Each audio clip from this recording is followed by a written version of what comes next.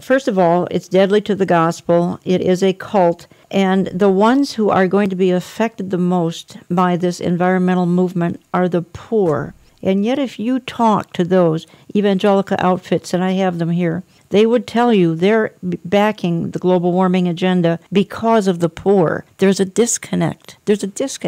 They don't get it. To me, it's the shock of the idea of evangelical being involved with that. But the problem is, evangelical doesn't mean evangelical anymore. That's true. To those who use the word. It has been redefined, just like the cults redefine words and terms we think we know. Exactly. I've said that so often on the air, but it's really the truth, and it's something we have to keep pointing out. I can't help but think, do they go to their Bible at all and look at what's in there when they're addressing this issue? Because you look at Romans 1:25, for they exchanged the truth of God for a lie and worshipped and served the creature rather than the Creator, who is forever blessed. So who cannot see from that? And here are some of the organizations that are involved in all of this.